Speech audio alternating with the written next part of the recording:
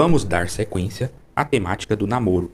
E hoje vamos falar de 4 tipos de namoro: o namoro abençoado, o namoro neutro, o namoro amaldiçoado e o namoro santo. O primeiro tema a falar será o namoro abençoado. Então é preciso falar que Deus tem um compromisso de abençoar apenas o sacramento, no caso, o matrimônio. Então não é obrigação nenhuma de Deus abençoar namoro.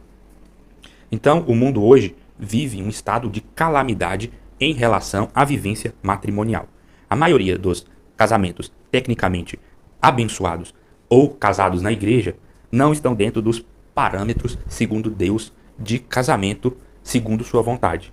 Não estão vivendo uma vida de santidade, não estão vivendo os sacramentos, são matrimônios nulos, ou porque usam de alguma forma métodos contraceptivos, estão vivendo de acordo com as leis e mandamentos do mundo, ignorando o próprio Deus. Então, a calamidade está em todos os cantos em relação à vida sexual dos cristãos e da humanidade no geral.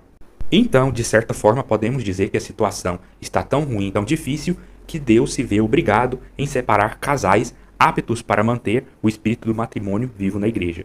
Então, independente se a pessoa está solteira, se a pessoa está casada, Deus precisa formar casais para procriar a espécie e para manter o espírito da igreja, manter os sacramentos vivos. E não se está apenas a depender de padres, a igreja também se dá através dos leigos. Então Deus toma a iniciativa de abençoar namoros, não porque isso seja algo essencial ou está dentro das leis naturais, mas porque é necessário. Então Deus decide dar essa iniciativa para aqueles que o pedem. Isso se dá para diminuir o risco de casamentos nulos, traições e sexo antes do casamento, práticas comuns no mundo. Então Deus decide abençoar alguns namoros, pois Ele quer também abençoar esses matrimônios. Então Deus precisa separar o trigo ainda na semente. Então Deus decide abençoar alguns namoros para abençoar esses matrimônios. Deus luta para manter as tradições e o espírito do matrimônio vivo nas pessoas e naqueles que têm aptidão, naqueles que estão vivendo uma vocação ou se preparando para ela. Então faz uma comparação entre a bênção de Deus e as fichas de jogos. Como assim? Então, já que a situação está difícil, não tem mais como Deus abençoar a humanidade sem perder essas bênçãos, então Deus precisa focar as suas fichas, suas bênçãos para alguns casais, algumas pessoas que estão dentro do matrimônio, para poder alcançar graças para a igreja. Então é preciso Deus selecionar muito bem para quem que Ele vai dar as bênçãos, para poder manter a tradição, manter a vida na igreja. Então, a definição de namoro abençoado, qual seria? É aquele em que os namorados ou os noivos lutam para manter o estado de graça dentro do namoro, dentro do noivado, dentro do matrimônio. Então, é o namoro em que se tenta construir a família, tenta edificar um lar, aquele que busca os dons espirituais de Deus, a verdade, a salvação de todos na família. Ou seja, começando pelo próprio casal e vai se espalhar para os filhos, vai buscar viver a verdade, a comunhão com Deus e colocar Deus no centro do relacionamento, no centro do namoro, como intermediário ou como pessoa principal. Então, temos nesses grupos aquelas pessoas que lutam contra o mal na sua vida, que lutam contra o mal no seu casamento, que lutam contra o mal no seu namoro.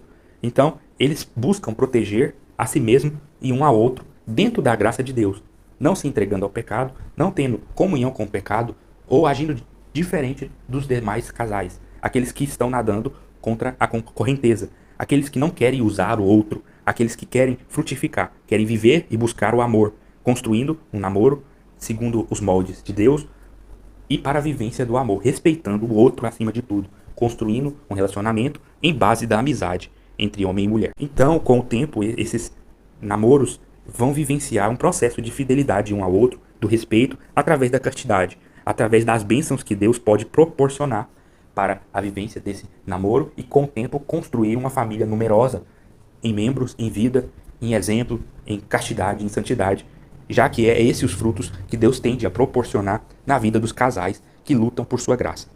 E qual o problema disso? Qual que é a dificuldade de ter isso na igreja hoje em dia? Temos o problema da baixa disposição dos jovens a aceitar este tipo de namoro, falta de interesse, e é claro, porque cada um hoje em dia pensa apenas em si mesmo. Então os relacionamentos de hoje em dia é apenas namoro onde um quer usar o outro, quer se satisfazer através do outro, usando o corpo do outro, sem fazer contrato algum, sem ter compromisso algum. O que Deus espera através de bênçãos no namoro. Ele espera que esses namoros busquem a eternidade ou eles durem pela eternidade através da construção de vínculos matrimoniais santos e que durarão o tempo de vida ou até esse propósito firme com a construção de uma família sem cair no pecado e um ajudando ao outro a se levantar, criando um ambiente de hospitalidade, um ambiente de fraternidade, de amor, uma família que seja construída segundo a graça de Deus e cada um cumpra o seu papel, formando assim uma pequena igreja dentro do lar católico. Agora vamos para o segundo tipo de namoro, que é o namoro neutro. O que seria o namoro neutro? O namoro neutro é o começo do namoro, ou aquele namoro que ainda não foi testado e não passou pelo fogo, seja pelo fogo do Espírito Santo, que é a grande bênção, ou o fogo abrasador do pecado. Então, o namoro neutro é aquele namoro que ainda não se efetivou práticas sexuais, não se adentrou no momento do matrimônio. É aquele namoro que está andando segundo a ordem natural, mas sem colocar o cavalo na frente dos bois. Então, onde ainda se tem uma esperança de castidade, onde ainda tem uma comunhão com Deus, onde aquele namoro que não começou com a perna esquerda, que não foi para os caminhos do mundo. E uma pergunta que eu faço é se Deus gosta desse tipo de namoro neutro. Na verdade, a postura em relação ao namoro geralmente é indiferente, tanto ao termo como uma definição em si. Mas Deus prefere esses namoros neutros do que aqueles namoros que foram entregues ao pecado. Aqueles namoros que já começaram amaldiçoados.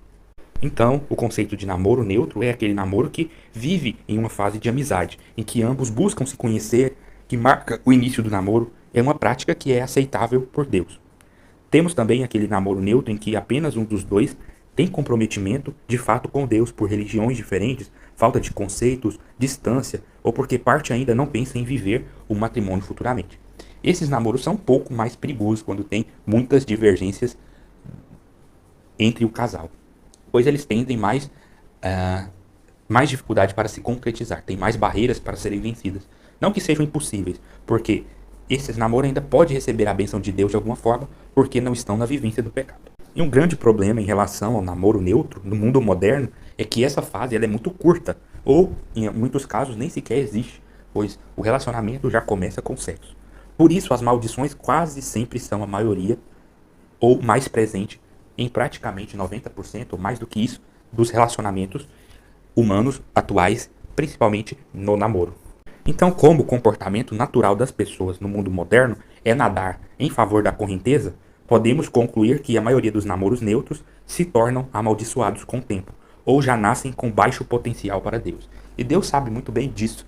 Então, Deus não perde tempo em procurar namoros segundo sua vontade. Ele apenas deixa as coisas acontecer como tem que acontecer e, no geral, a maioria dos casos, é o demônio que toma conta desse tipo de relacionamento.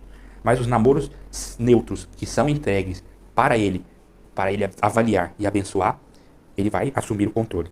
De certa forma, podemos dizer que Deus se sente feliz em ver jovens não corrompidos em seus relacionamentos, em suas virtudes, em seus comportamentos, em não se entregar ao pecado ou buscar a opinião de Deus. Então a maioria das pessoas que nadam com a correnteza nem liga para o que Deus pensa sobre o seu relacionamento. Eles apenas vão viver o seu relacionamento de acordo com o que achar necessário com sua vontade. Agora, aqueles que têm uma postura de buscar um relacionamento em Deus, Deus se sente feliz apenas por isso, se a pessoa manifestar interesse de receber de Deus uma vocação. Mais uma vez, podemos dizer que os namoros atuais ofendem a Deus mais do que tudo.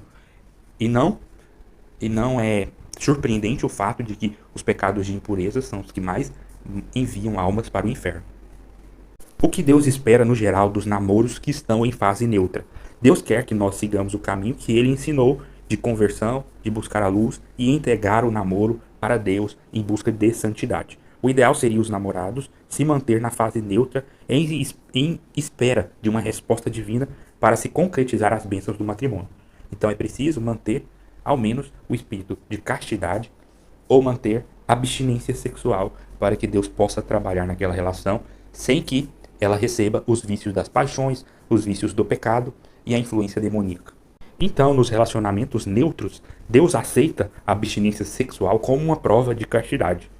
E outro ponto seria o compromisso entre ambas as partes em ter cumplicidade e buscar um foco de oração para se preparar ao matrimônio e pedindo a intervenção de Deus para que aquele namoro possa se frutificar. A manutenção da neutralidade por um prazo maior já é uma forma de romper-se com o mundo, já que o mundo aprendeu a se entregar às relações sexuais, independente de matrimônio, independente do que for, ou mesmo de relacionamento. E o que acontece é que o demônio tenta os jovens o tempo inteiro sobre os assuntos sexuais, dentro ou fora de relacionamentos, independente se a pessoa está solteira, casada, divorciada, independente do estado civil, independente da vocação. Aqueles que estão na adolescência espiritual, independente da idade, eles são tentados constantemente para pecado sexual. Sobre a questão do namoro santo, nós podemos dizer que o namoro santo ele não existe, pois o próprio termo já é ofensivo. Quem sou eu para caracterizar que o meu namoro foi santo, que o meu namoro é santo? Que autoridade que eu tenho para falar que meu namoro é o namoro mais top, o namoro mais santo de todos os namoros que já existiram? Eu não tenho essa capacidade, nem sequer posso afirmar uma coisa dessa, porque eu não estou na eternidade, eu não estou diante de Deus. A santidade, ela remete à eternidade. E o namoro não foi feito para viver na eternidade. Então é um termo errôneo falar que o namoro é santo. E mesmo o namoro que poderia ser considerado santo, não vai ser por causa de casamento em todas as vezes. Ou seja, muitas pessoas falam que vivem um namoro santo, mas depois de 3 meses já acabaram, não deu certo, não casaram, não vingaram. E às vezes teve vários relacionamentos e falam que todos eles foram santos. Então é um termo que não deveria ser usado. Acaba sendo uma blasfêmia. Então quando alguém se intitula santo, acaba por gerar uma seta naquele relacionamento ou naquela pessoa para o demônio poder atacá-lo. Quem garante que eu vou passar a vida inteira com aquela pessoa ou que minha vocação não é o sacerdócio? Então, a pessoa às vezes nem sabe o que ela quer, o que Deus quer dela e já está se colocando na posição de um relacionamento e santo. Então, o termo santo para namoro é muita presunção, é algo errôneo, porque a gente não sabe o dia de amanhã nem se aquela pessoa é a pessoa certa para a nossa vida. É preciso primeiro colocar aquele relacionamento diante de Deus e ver a vontade dele, se aquilo é obra dele ou não, ou se é apenas uma oportunidade para se desviar, é apenas uma oportunidade, uma tentação demoníaca. E às vezes um relacionamento que parece santo, chega no matrimônio, as coisas viram do avesso e o casamento acaba. Ou aquele príncipe encantado não é um príncipe encantado nenhum. Santo é quem já é perfeito, quem está no céu, quem está do lado de Deus. É muito melhor ter um relacionamento neutro, focado na castidade, do que se querer ser melhor do que os outros só porque vive um relacionamento dentro da igreja, por assim dizer. E o que temos no namoro são duas pessoas imperfeitas, que mal se toleram e estão tentando combinar, se essa for a vontade de Deus. E a vontade de Deus deve estar acima de tudo, da própria vontade e também do próprio relacionamento, mesmo se Deus optar pelo termo. Então aquele casal, eles não podem querer obrigar a Deus a abençoar eles a se casarem, de todas as formas. Isso eu já vi muito, jovens que, mesmo vendo todos os sinais, ainda assim insistem em apresentar um relacionamento para Deus, mesmo sabendo que não vai dar certo, ou lutando contra Deus para que Deus abençoe aquele relacionamento que não tem futuro algum. Então muitas vezes, mesmo apresentando aquele namoro para Deus, o livramento vai ser o término. Vai ser a bênção que Deus pode dar, é terminar aquela relação antes dela começar.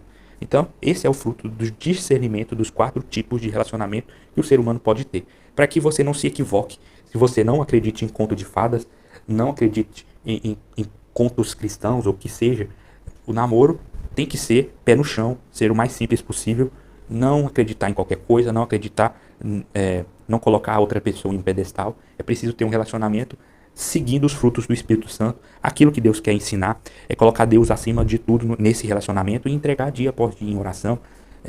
Muito antes mesmo do namoro começar, você já tem que estar preparado para aquilo. E nós vamos falar isso em outras oportunidades.